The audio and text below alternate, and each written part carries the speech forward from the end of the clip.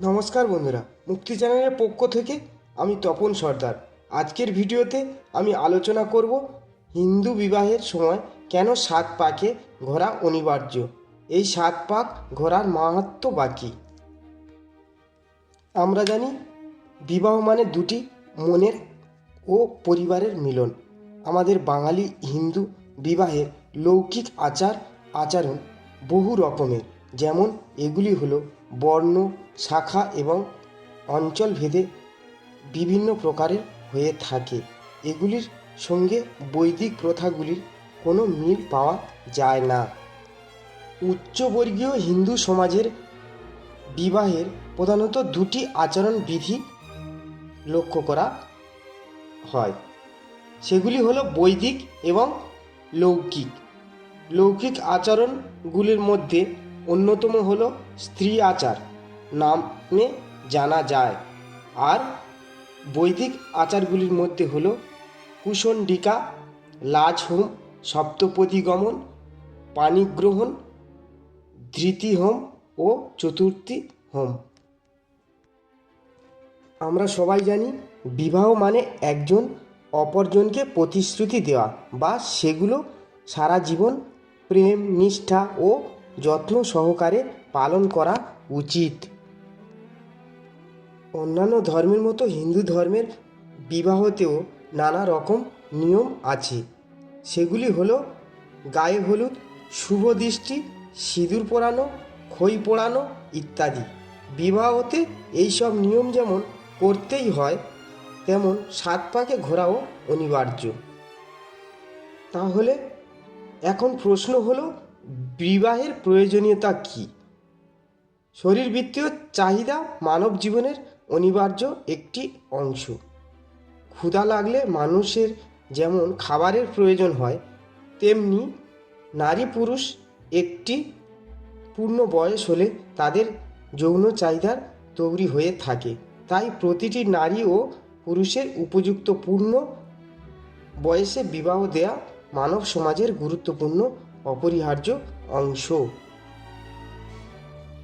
এছাড়া সবচেয়ে বড় বিষয় হলো মানুষের মানসিক চাহিদা ও তার জীবনের একটি গুরুত্বপূর্ণ বিষয়। তাই মানুষের বন্ধুর প্রয়োজন হয়। মানসিক ভাব আদান প্রদানের জন্য একজন সঙ্গীর প্রয়োজন হয়। একজন স্বামী ও তার স্ত্রীর মধ্যে যে ভূমিকা পালন করে তা অন্য কারোর দ্বারা মানুষের জীবন সম্ভব নয়। এবার আমি আপনাদেরকে জানাবো 7 পাক কেন ঘোরা হয়। বিবাহের সময় বর ও কনে দুজনের আগুনের চারপাশে ঘুরতে হয় 7 বার বা 7 পাক। এটাকেই বলা হয় 7 পাকে বাঁধা। এই 7 পাক ঘোরা হয় বিবাহের সময় অগ্নি দেবতাকে সাক্ষী রেখে। অগ্নি দেবতাকে সাক্ষী রেখে সারা জীবনের জন্য কিছু অঙ্গীকার করা হয়। এই অঙ্গীকার হলো স্বামী স্ত্রীর প্রতি ও স্ত্রী স্বামীর প্রতি খুব নিষ্ঠা সহকারে পালন করবে। তাহলে এখন প্রশ্নটি হলো, বিবাহের সময় অগ্নি দেবতাকে কেন সাক্ষী রাখা হয়? কারণ কি? কারণ আর কিছু নয়, 7 পাকে ঘুরে যে অঙ্গীকারগুলি নেওয়া হয় তার যেন কোনো রকম অমর্যাদা না হয়।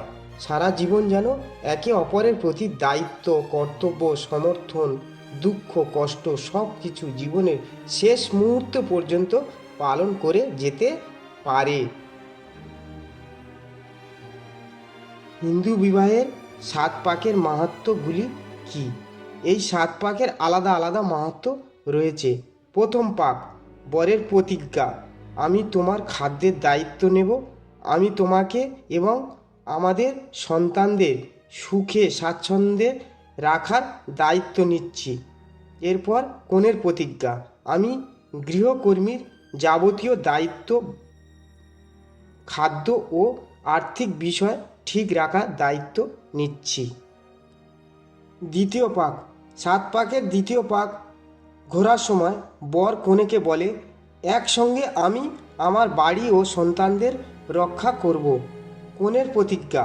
আমি সব ক্ষেত্রে তোমার পাশে থাকব, তোমাকে শক্তি ও সাহস যোগাবো, তোমার সুখের প্রতি নজর রাখব। পরিবর্তে তুমি আন্তরিকভাবে আমাকে ভালোবাসবে। তৃতীয় পাক, বর প্রতিজ্ঞা করে আমরা যেন দিনে দিনে সমৃদ্ধশালী হয়ে উঠি, আমাদের সন্তানরা দীর্ঘজীবী হোক, তাদের পড়াশোনার সমস্ত ব্যবস্থা আমরা যেন করতে পারি। এরপর কনের প্রতিজ্ঞা, আমি তোমাকে সারা জীবন ভালোবাসবো, আমার সতীত্ব রক্ষা করব, বাকি সব পুরুষ আমার কাছে গৌণ। চতুর্থ পাক, বরের প্রতিজ্ঞা, তুমি আমাকে সম্পূর্ণ করবে ও আমার পবিত্রতা রক্ষা করবে। আশা করি আমরা মহৎ ও অনুগত সন্তানের জন্ম দেব। এরপর কনের প্রতিজ্ঞা, আমি তোমার আনন্দে ভরিয়ে দেব, আমি আমার সাধ্য মতো আমি তোমার প্রতি দিন ভালো রাখতে চেষ্টা করব। পঞ্চম পাক, বরের প্রতিজ্ঞা, তুমি আমার বন্ধু ও শুভাকাঙ্ক্ষী, তুমি আমাকে সমৃদ্ধ করার জন্য আমার কাছে এসেছো, ভগবান তোমার আশীর্বাদ করুন। এরপর কনের প্রতিজ্ঞা, আমি তোমাকে সারা জীবন ভালোবাসা ও সম্মান করব, শপথ গ্রহণ করছি, আমি তোমাকে বিশ্বাস করি, তোমার ইচ্ছা পূরণ করার চেষ্টা করব। ষষ্ঠ পাক, বরের প্রতিজ্ঞা, তুমি আমার সঙ্গে 5টি শপথ গ্রহণ করেছেন, এবার বলো এইভাবে চিরকাল আমার সঙ্গে থাকবে, আমাকে ভালোবাসবে। এরপর কনের প্রতিজ্ঞা, আমি সব সময় তোমার পাশে থাকব। সপ্তম পাক, এবার আমরা দুজন স্বামী স্ত্রী এক হলাম, এখন থেকে চিরকাল তুমি আমার আর আমি তোমার। এরপর কনের প্রতিজ্ঞা, এখন থেকে আমি তোমার স্ত্রী, আমরা একে অপরের চিরকাল ভালোবাসব, সম্মান করব আর পবিত্রতা রক্ষা করব। এইভাবে 7 পাকে এতটি নিয়ম পূরণ করার পর হিন্দু শাস্ত্র মতে বিবাহ সম্পন্ন হয় এবং তারা হয়ে ওঠে স্বামী স্ত্রী। প্রিয় দর্শক বন্ধু, ভিডিওটি মন দিয়ে দেখার জন্য অনেক অনেক ধন্যবাদ। আমাদের এই ভিডিওটিও একটি লাইক দিলে আর আমাদের এই ছোট্ট মুক্তি নামক চ্যানেলটিকে সাবস্ক্রাইব করে আমাদের সাপোর্ট করলে আমরা নতুন নতুন ভিডিও আপলোড করার প্রেরণা পাব। আমাদের চ্যানেলটিকে সাবস্ক্রাইব করে আমাদের সাথে জুড়ে থাকুন এবং এরকম ভিডিও দেখতে থাকুন। ধন্যবাদ।